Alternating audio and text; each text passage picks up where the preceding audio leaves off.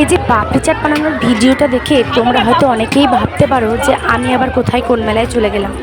না গো, মাঘ মাসে রতন্তী কালী পুজোর যে মেলা হয় সেই মেলায় আমরা সবাই মিলে ঘোরার পর ঠিক করেছিলাম হচ্ছে ফুচকা খাবো, পাপড়ি চাট খাবো, অনেক কিছু খাবো। আর বলাও যা, সেখানে চলে আসাও তাই। আর এই যে স্পেশাল করে পাপড়ি চাটটা বানানো হচ্ছে, এটা হচ্ছে আমার মেয়ের জন্য।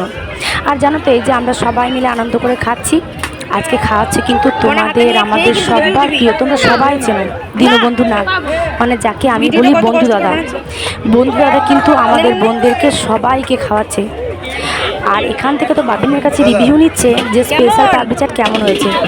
আর আমার মেয়েও সেরকম ছিল, এক্সপার্ট, খুব সুন্দর করে কিন্তু রিভিউ দিচ্ছিল। এই যে একসঙ্গে হাসি মজা আনন্দ করে একসঙ্গে সবাই মিলে থাকলে যে ব্যাপারটা হয় না, সেটা কিন্তু একা একা থাকলে হয় না।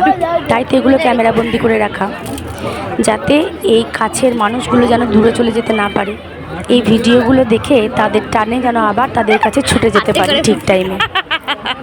একটা টাইম এমন ছিল, রোদ ঝড় বৃষ্টি করোনা, এমনকি আমার ওই কচি ছেলেটা যখন কাঁদতো, তাকে অন্যের হাতে তুলে দিয়ে ড্রেস পরে বেরিয়ে যেতাম কাজে। আর আজকে যখন নতুন সরকার এলো, তখন তাদের চুনোপুটি দলের নেতাগুলোর কথাই আমি চটি চাটা দলের লোক, আমার দলের শাড়ি পরে দাপিয়ে বেরিয়েছি বলে আমার কাজ চলে গেল। থাকতে পারে আমার দল নিয়ে আমার একরাশ অভিমান, তবে তোমাদের মতন কন্যাশ্রী, রূপশ্রী, যুবসাথী, সবুজ সাথী, সাইকেল, দুটো করে বাড়ি, ফোন, সমস্ত সুযোগ সুবিধা নিয়ে অন্য দলের চটি চাটতে যেতে পারবো না। মাননীয় মুখ্যমন্ত্রী সাহেব তো বলেছিল আমাদের কাজ চলে যাবে না, থাকবে। তাহলে কেন এই চুনোপুটিদের কথাই আমার কাজ চলে গেল? তবে একটা কথা বলে রাখি, সময় যদি আসে চটি চাটা দলের লোক হয়ে সেই শাড়ি পরেই আবার দাপিয়ে বেড়াবো এই দলেই।